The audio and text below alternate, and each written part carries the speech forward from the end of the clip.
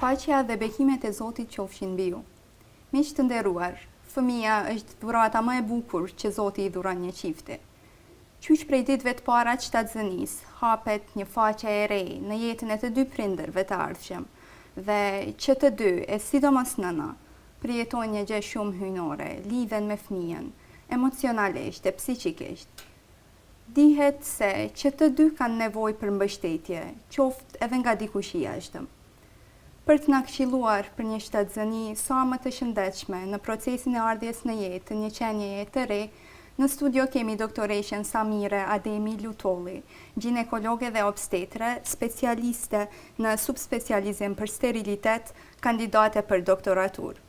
Doktoresha është edhe autore e 3 librave mjekësor mbi gjithënien, abortin, duhanin dhe alkoolin të gratë.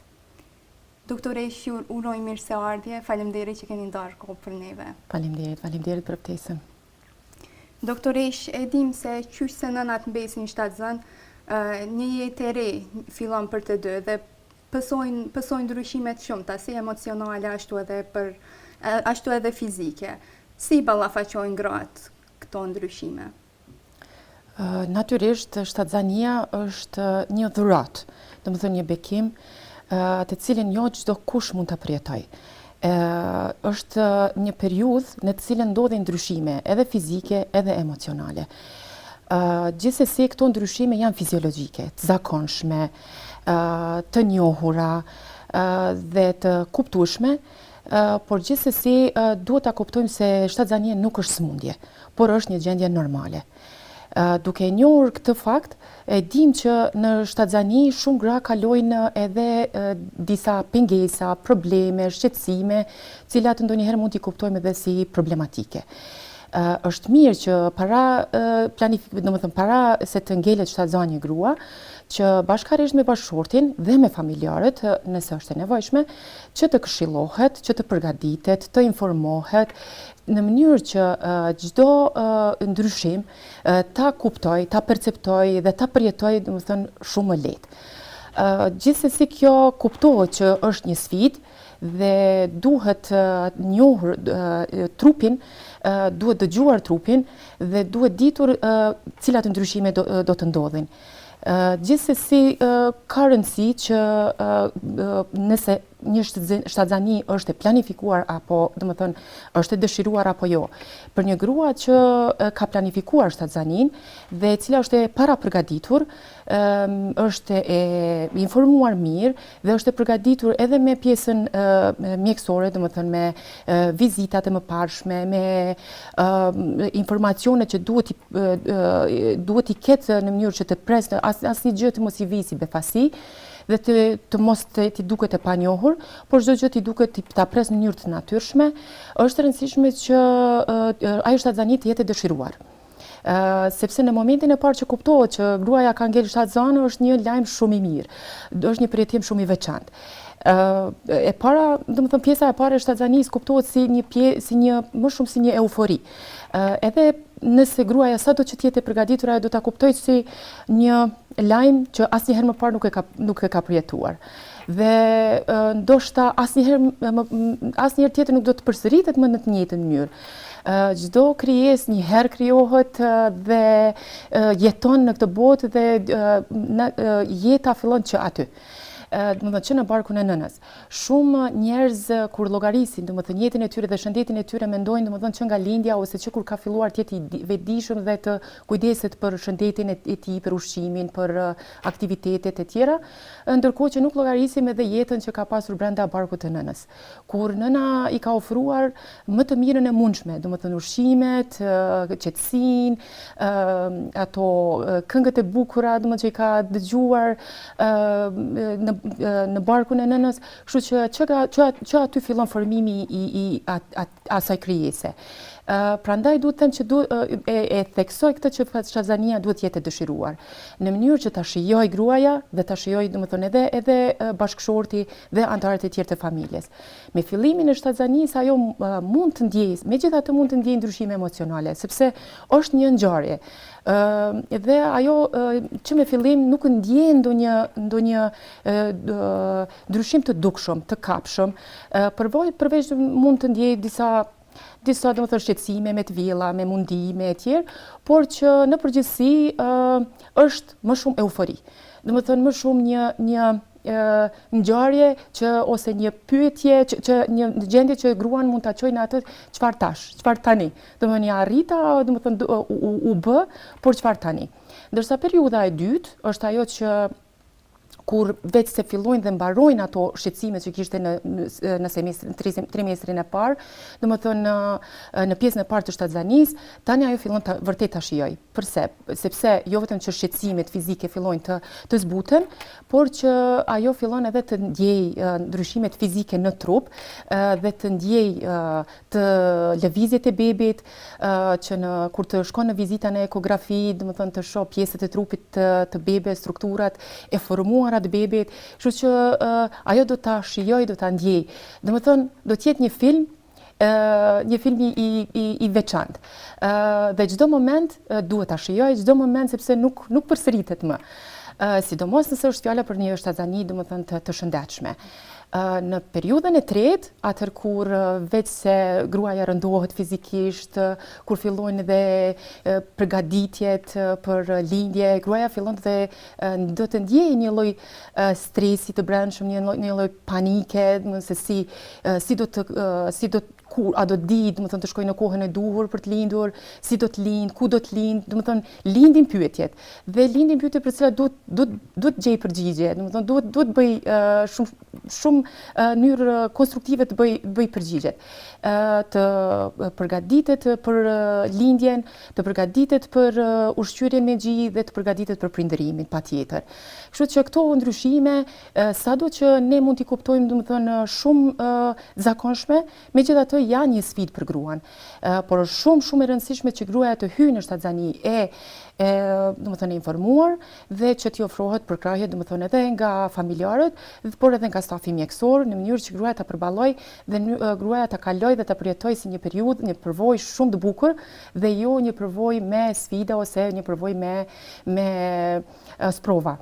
Kështu që do ta pres atë momentin e bukur kur momentin final pasi mban 40 javë, 42 javë, 9 muaj siç themi në popull, në bark do ta shohim në fund atë krijesë që ka mbajtur dhe cilën vetëm e imagjinonte si do të dukej. Është një ndjesi shumë e veçantë që jo të gjitha gratë arrin ta përjetojnë. Dash Zoti që edhe çdo kush që përpiqet dhe dëshiron një fëmijë ta përjetojë. Doktorish, po sa shpesh duhet bëhen kontrollat e mjekut në mënyrë që procesi i shtatzanisë të jetë sa më i thjeshtë dhe sa më normal? Në vendin ton, fatkeqësisht nuk ka ndonjë udhërrëfyes sikur janë në vendet përreth, madje edhe vendet më pak të zhvilluara, të mos flas për vendet e zhvilluara, që kanë madje edhe vendet edhe aziatike edhe këto perëndimore, që kanë udhërrëfyesin nacional, kombëtar, në nivel kombëtar, i cili duhet të praktikohet, duhet të respektohet si nga ana e stafit mjekësor, edhe nga ana e gruas. Paraprakisht gruaja përveç që duhet të jetë e informuar, duhet të jetë e përgatitur. Të mos hyjë në shtatzani me mungesa ose me ndonjë sëmundje paraprake të pamjekuar.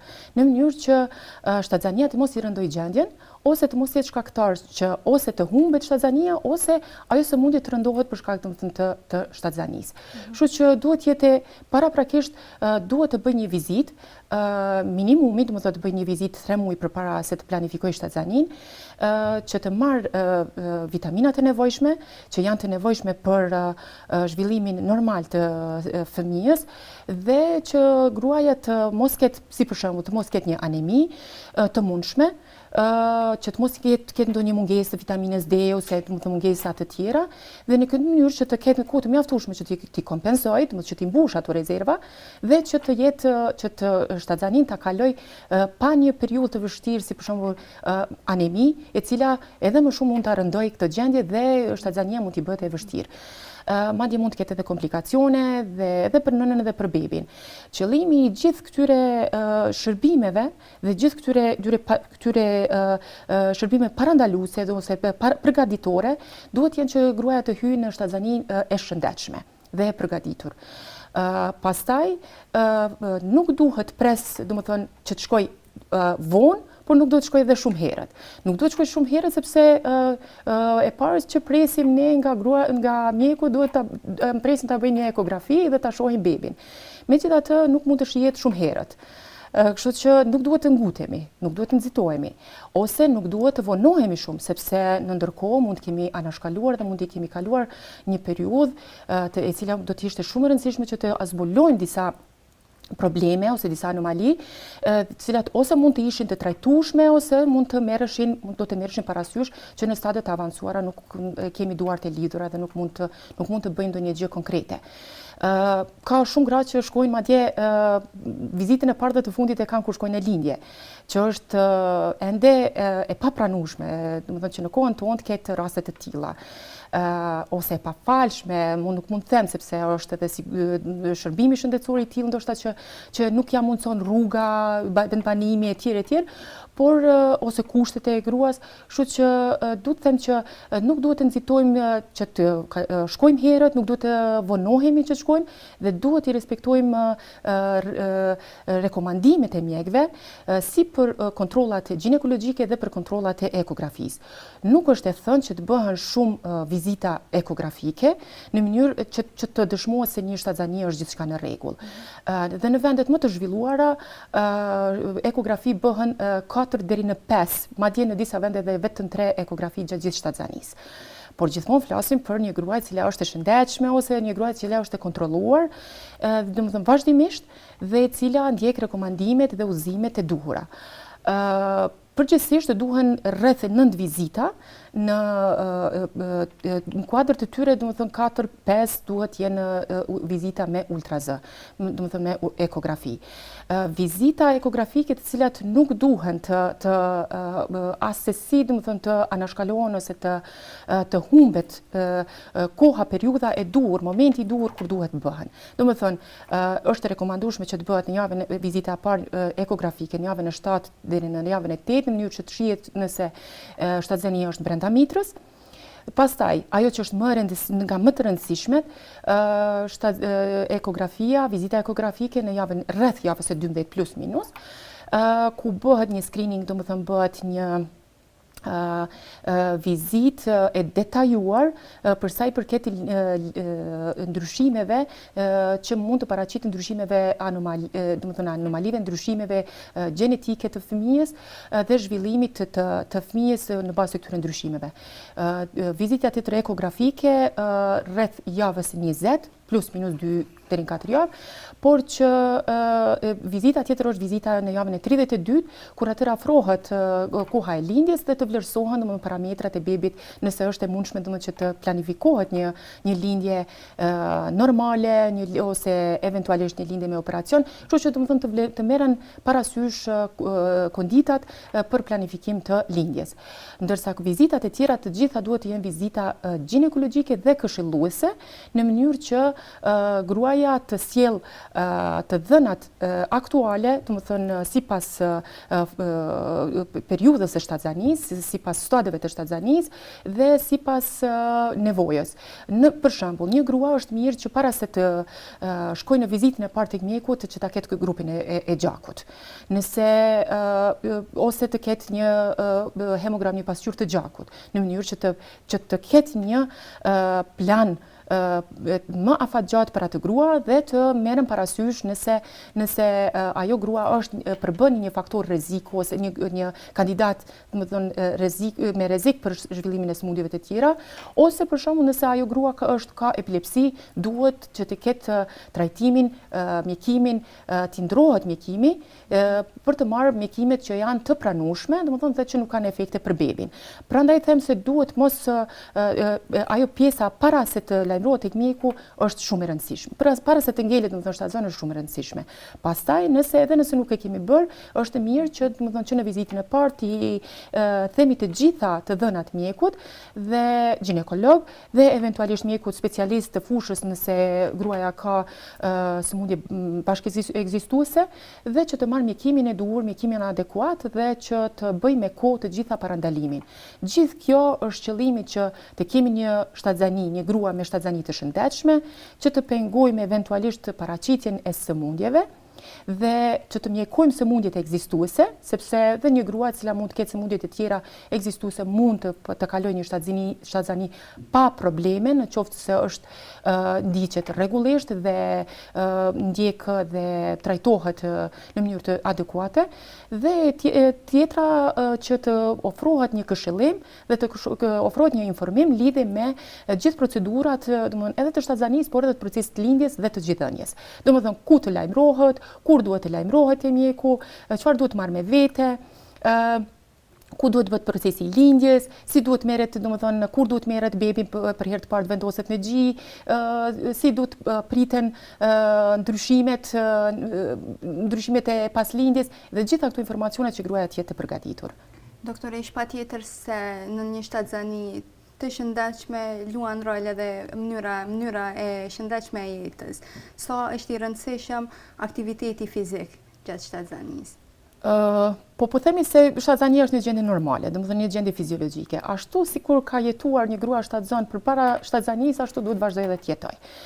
Por që duhet ketë kujdes dhe ashtu sikur është edhe aktiviteti, por edhe ushqimi të rekomandueshme, domethënë një ushqim i shëndetshëm, ashtu edhe sikur për një person i cili, domethënë për gruan e cila nuk është shtatzon, edhe për shtatzonën vlen të njëjta gjëra. Megjithatë duhet t'i shmangët disa sforcimeve fizike, cilat të i kalojnë mundësitë e saja fizike dhe që nëse një grua ka është aktive, fizikisht është aktive dhe vazhdon të jetë aktive dhe gjatë shtatzanisë nuk paraqet asnjë lloj problemi. Madje rekomandohen në mënyrë që gruaja të mos rrijë shtrirë, që gruaja të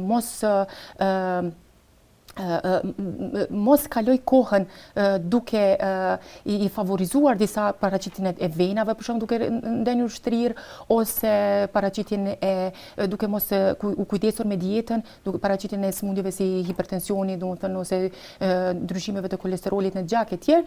Kështu që mendoj që atë aktivitet që ka bërë mund ta vazhdoj dhe madje rekomandohet të bëj aktivitete të tjera të pëlqyeshme, siç janë për shembull noti ose shëtitjet, sidomos në ambientet e hapura, në ambientet e pastra, domethënë të marrë edhe pak rrezet diellit, sepse ndikojnë përveç domethënë në marrjen e vitaminës, domethënë edhe në disponimin e saj, në komunikimin domethënë me botën e jashtme, kështu që aktiviteti fizik i saj duhet të jetë plotësisht sikur i një njeriu normal, pa sforcime domethënë fizike.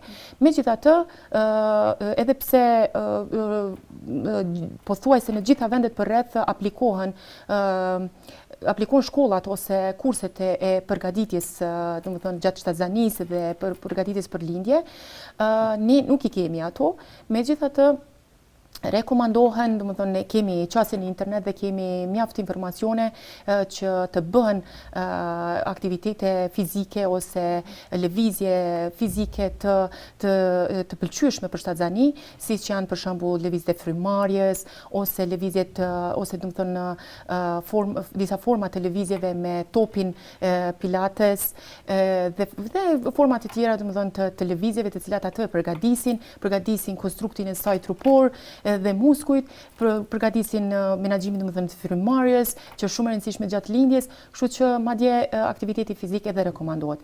Përveç në disa raste ku në raste specifike me pëlqimin e mjekut ose me domethënë gjithmonë duhet bëhen me pëlqimin e mjekut këto aktivitete dhe në raste specifike kur mjeku obligon, domethënë rekomandon pacientën që të kursehet nga aktivitetet fizike, atëherë vërtet duhet të kursehet. Doktoresh, sa është pesha ideale që një nënë duhet ta shtojë gjatë shtatzanisë?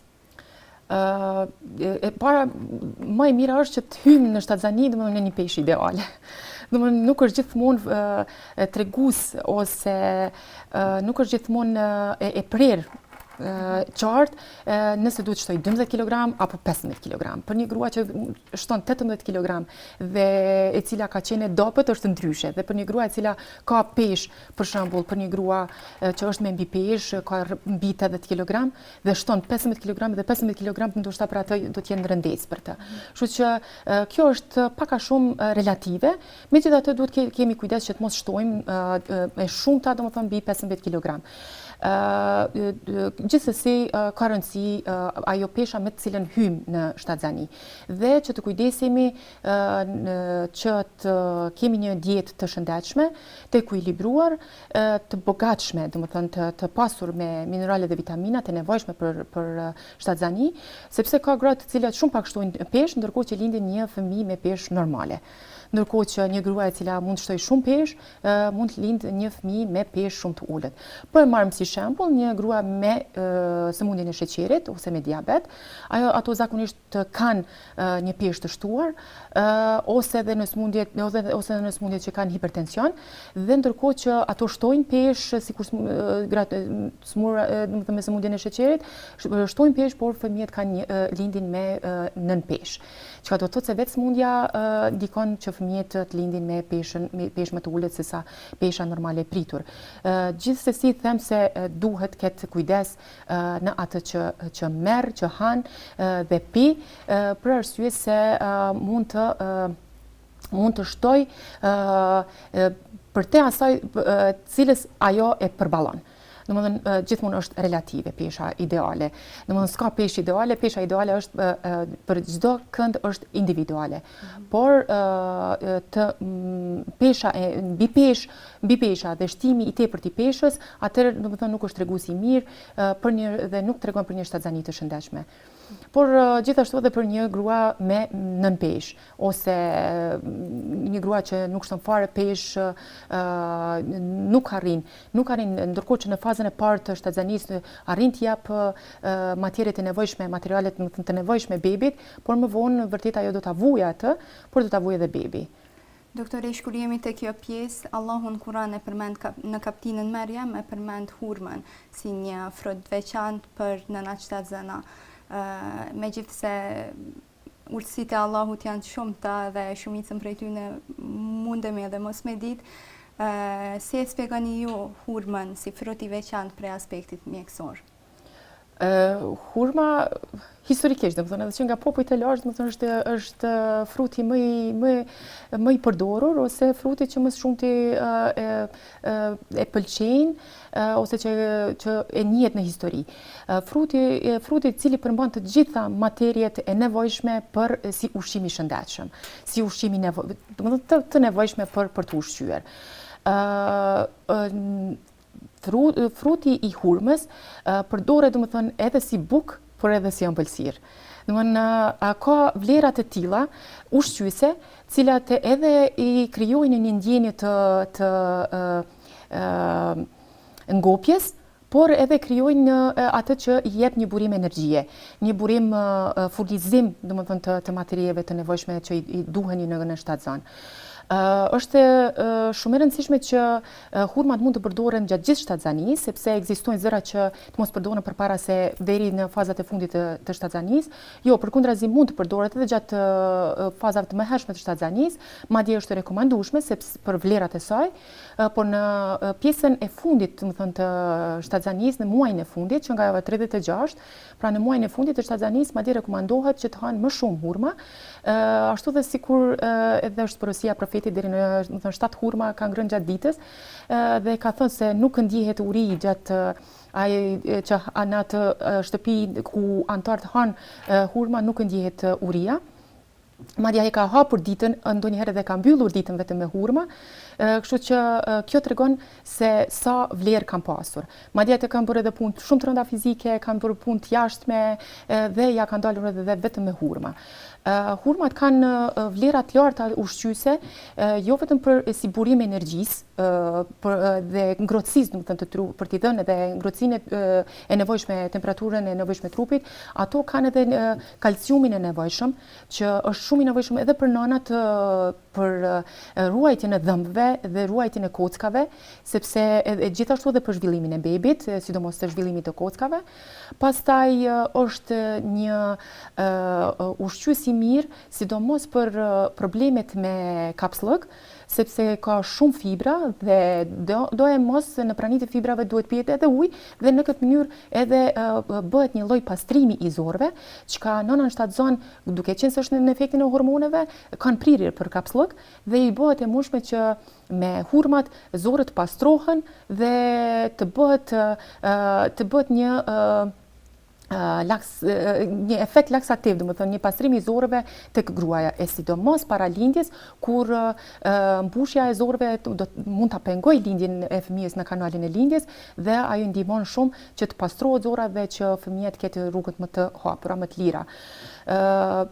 Hurma ka përveç tjerash edhe efektet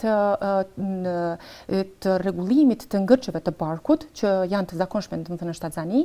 Pastaj ndihmon në mjekimin e anemisë, që në shtatzani është shumë e shpeshtë dhe e ndjeshme.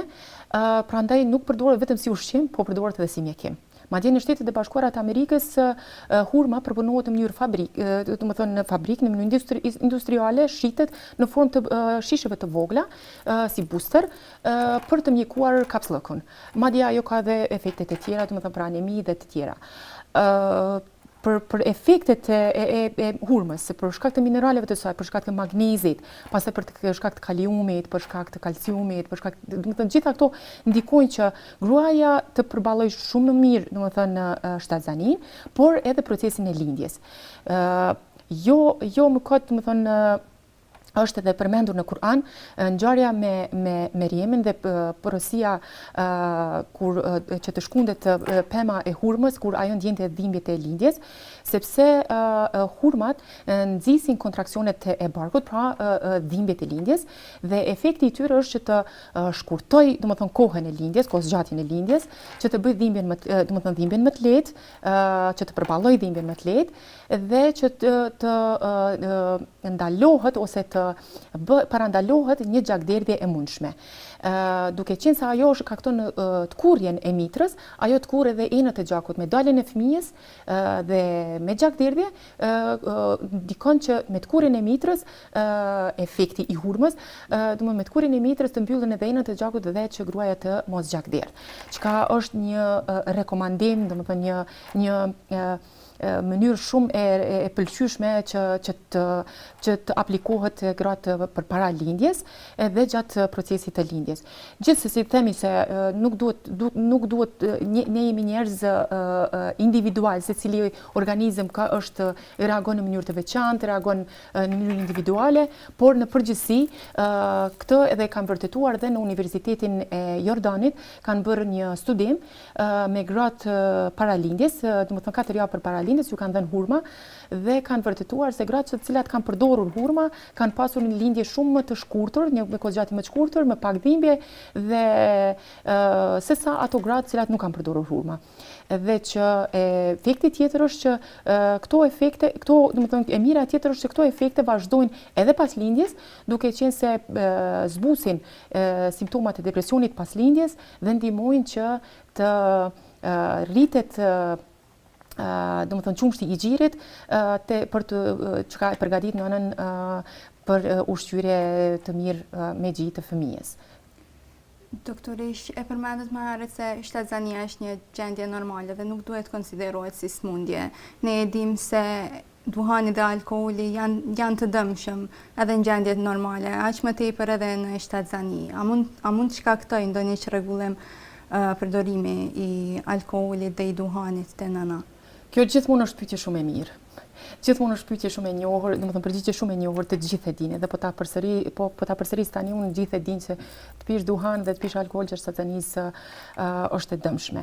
Megjithatë vlen të kujtohet ndonjëherë dhe vlen të motivohen, sidomos gratë të cilat kanë varësi nga duhani, më pak domethënë ndoshta sidomos në ambientet tona, domethënë në traditën tonë dhe nga alkooli, megjithatë nuk është e panjohur që edhe alkooli domethënë përdoret edhe te gratë, domethënë i përdoren gratë shtatzana dhe jemi mësuar ndoshta që shpesh ose na duket rutin ose retorik që të themi lëreni duhanin, madje edhe ndonjëherë dukem dhe pacientëve ju dukem se po e përsëris në një gjë që vetëm e them shpesh, por që ndoshta në ndonjë moment i ngjall përgjegjësinë atij prindi, asaj nëne, dhe i them shpesh nëse ti tani do ta kish këtë fëmijë, domethënë do ta kish lindur, dhe do të vishte unë në ordinancë dhe do të ma tregosh, a do t'ja ndezësh cigaren dhe do t'ja fusësh në gojë, domethënë në vend xhirit, ose do t'i thuash ja, ky është ushqimi yt, dhe kjo është ajo që ta ofrojmë për rritjen tënde, kështu që nuk ka, jemi mjaft të njohur me këtë që një nënë shtatzënë duhet ta ndaloj, domethënë duhet, nuk them që në mënyrë të prerë menjëherë, sepse nëse ka një varësi është e vështirë, kuptoj është varësi dhe fillon nga këtu, por që të filloj, domethënë ta paksoj derisa ta ndaloj. Unë mendoj që një nënë nëse mendon që t'i ofroj atë më të mirën për fëmijën e vet, dhe mendoj që s'ka nënë që nuk e mendon këtë, atëherë është aq e fortë dhe atëherë ka një karakter të tillë, madje do të bëjë edhe sakrificë. Konsideroj që është edhe sakrificë, do të bëjë edhe sakrificë për të mirën e fëmijës së saj. Dhe për këtë do ta përgëzoja dhe ajo do duhet mburej nëse këtë do ta arrinte. Nuk është e pamundur dhe nuk është dhe aq e vështirë sa mund ta mendoj gruaja. Me një përkrahje, domethënë, dhe me një angazhim më të shtuar, këtë mund të arrijë.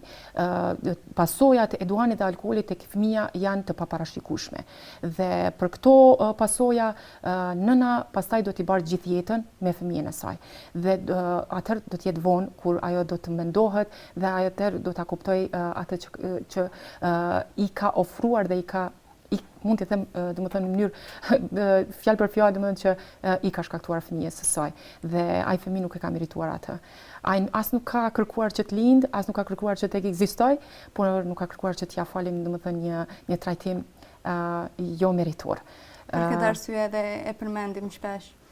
Dhe sa herë që ta përmendim, prapë se prapë nuk është e mjaftueshme. Jo, po megjithatë duhet gjithmonë të gjejmë ato momentet, gjejmë njerëzit të cilat na motivojnë, të jemi në hapësira, në atmosferë, në ambiente ku do të na motivojnë, ku na japin zemër, ku do të na angazhojnë, do të na humbin mendjen, domethënë. Dhe unë thash, ajo shtatzania është një moment i mrekullueshëm, ta shijojmë shtatzanin në mënyrën natyrshme, siç e kemi, sepse kjo nuk përsëritet dhe nuk është se përdorimi, konsumi i alkoolit dhe duhanit do të na zbus ose do të na lehtësoj ose do të na lumturoj.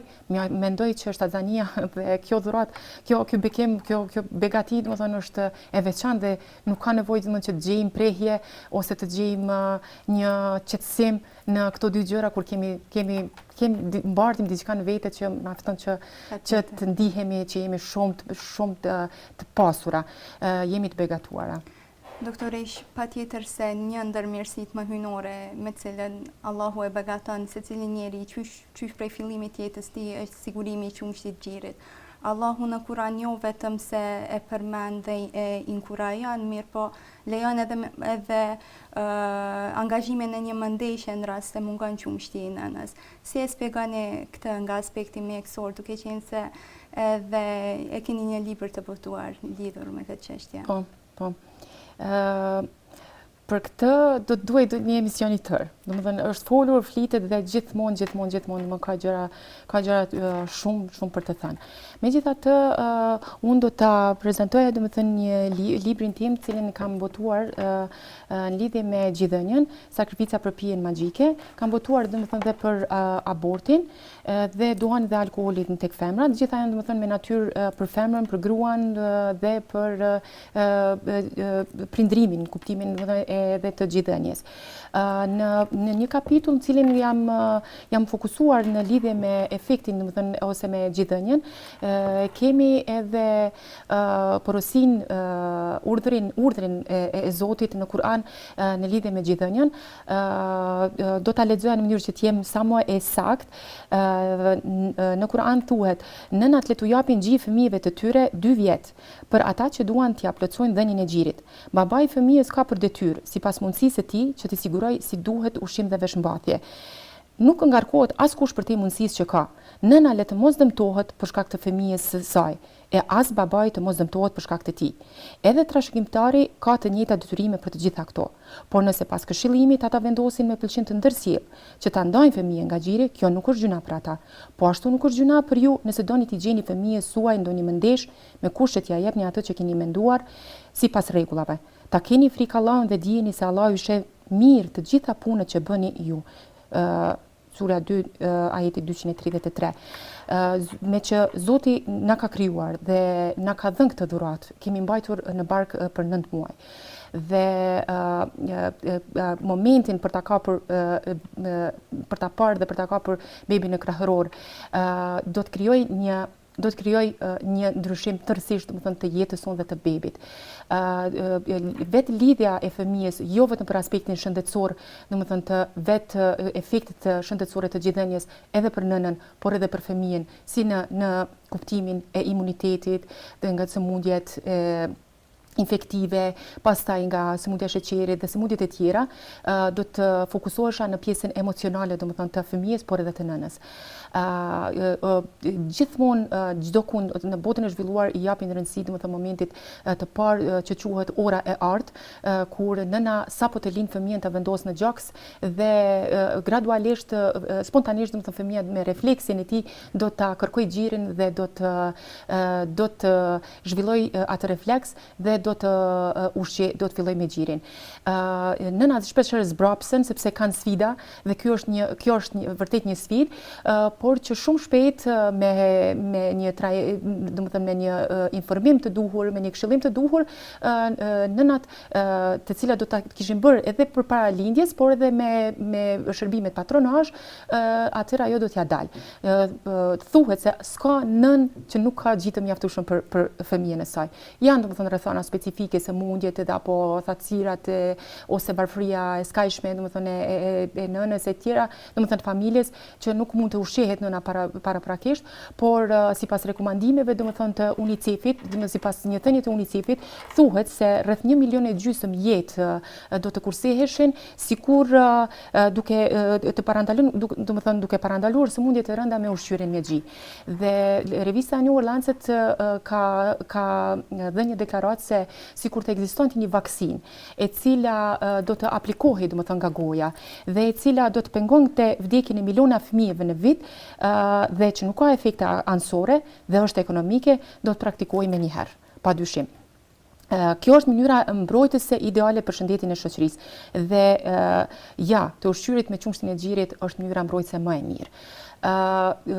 Unë e kuptoj që nëna e cila pas lindjes përballet edhe me ndryshimet fizike të saj, domethënë me ndryshimet emocionale të saj, por një përkushtim, domethënë, ndaj fëmijës, edhe sipas ajetit kuranor, jepet me nota, domethënë, stimuluese, me nota motivuese fillimisht, pastaj me nota kritike. Jepet me nota stimuluese dhe motivuese sepse duke i dhënë gji fëmijës, i jep më të mirën fëmijës së saj. Ndërkohë që është bën përmbush një detyrim, një urdhër, me të cilën Zoti bëhet i kënaqur me të. Domethënë, ajo praktikon atë porosi, atë urdhër dhe mbërrin kënaqësinë e Zotit, duke bërë më të mirën për fëmijën e saj dhe për familjen e saj. Domethënë, qumshti i xhirit është ekonomik, është i pranishëm në çdo kohë, në çdo moment, domethënë, dhe është i pastër. Të mos flasim pastaj për se sa i pasur është ose se sa i vlefshëm është. Shpeshherë ato dekurajohen sepse paraqiten pengesa gjatë rrugës. Megjithatë, ta kujtojmë se me që ajo arriti, domethënë ta mbante në barkë dhe ta linte, të përballonte dhe dhimbjet e lindjes. Ushqyerja me gji është një nga format e saj që më të mira që mund t'i ofrojë fëmijës së saj dhe do të krijojë një lidhje të saj të posaçme të saj dhe që mos të harroj se edhe nënat tona të cilat kishin kushte shumë të rënda dhe madje kishin edhe ushqim më të varfër dhe nuk kishin as shërbimet shëndetësore, nuk I kishin se në kohën tonë dhe pothuajse të gjitha e kanë bërë. Besoj se çdo nën është e gatshme dhe është e motivuar domethënë që ta bëj dhe do ta dëshmoj atë që është meritore për të qenë nën, por që të mos them në anën tjetër nota kritike vije nëse nuk respektohet domethënë ky urdhër dhe pa ndonjë arsyetim, pa ndonjë arsye të mjaftueshme ose të kuptueshme që nëna sepse ka gjendje shëndetësore, gjendje të psiqike, domethënë nëse të cilat mund të mos e lejojnë, pastaj ndarjet, domethënë largësia e të tjera, por që e arsyetojnë domethënë në disa raste dhe Allahu e di të gjitha domethënë I sheh.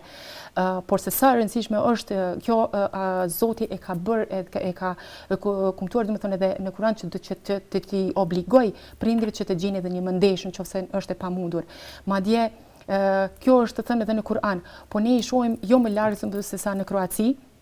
Janë banka të posaçme ku mblidhet qumshti I gjirit për nënat të cilat kanë qumsh gjiri të tepërt ose nënat cilave ju ka vdekur fëmia në lindje dhe kanë qumsh gjiri dhe madje e ndjejnë një lloj pjese të amësisë që ta përjetojnë, por edhe që të bëjnë që t'u japin fëmijëve të porsalindur, fëmijëve që kanë lindur para kohe, fëmijë që ju ka vdekur nëna për shembull gjatë lindjes, që t'ju ofrohen këto rezerva, domethënë këto qese të qumshtit, cilat ruhen në këto banka dhe ju jepen fëmijëve të cilat janë me nevoja, në mënyrë që t'ju jepet ajo që është më e mira. Prandaj këto e bëjnë edhe spitalet më të zhvilluara. Pra kanë bankat e tyre ku ruajnë qumshtin, madje ka edhe gratë cilat nëse për shembull shkojnë hospitalizohen, ju duhet të shkojnë në spital ose domethënë fëmia dhe nuk mund ta ushqejnë, ato mbledhin qumshtin e gjirit, mbledhin në qese, vendosin në frigorifer në ngrirëse dhe pastaj do ta përdorin, do ta kompenzojnë atë, do ta përdoren atë qumësht të mbledhur tek fëmia. Pra se sa është e rëndësishme. Prandaj thuhet në Kur'an, gratë e ndara në periudhën e pritjes le të banojnë aty ku banoni dhe ju, sipas mundësive tuaja dhe mos u bini në qafë për t'i detyruar, pra të largohen. Nëse janë shtatzana, shpenzoni për ato derisa të lindin. Nëse fëmia ushqehet me gjirin e nënës, paguajini atyre ushpërblimin dhe merrni vesh me të mirë. Por nëse keni vështirësi të merreni vesh, atëherë le ta ushqejmë me gjë një mëndesh tjetër. Ku ka më mirë se sa të ushqehet një fëmijë me qumshtin, me mjaltin e nënës, me atë që e jep domethënë nga shpirti. Doktoresh, faleminderit shumë që ishit prezente dhe që ndatë kohë për emisionin tonë. Faleminderit edhe juve gjithashtu, shpresoj që të jemi të dobishëm sadopak për publikun. Dua t'ju njoftoj se doktoresha është aktive edhe në Facebook, ku poston shkrime motivuese, psikologjike, edhe përgjigjet ndaj pyetjeve të ndjekësve. Urojmë të keni përfituar nga informacionet që u dhanë. Me kaq po e përmbyllim emisionin e kësaj jave, mbeqi në mbrojtjen e Zotit.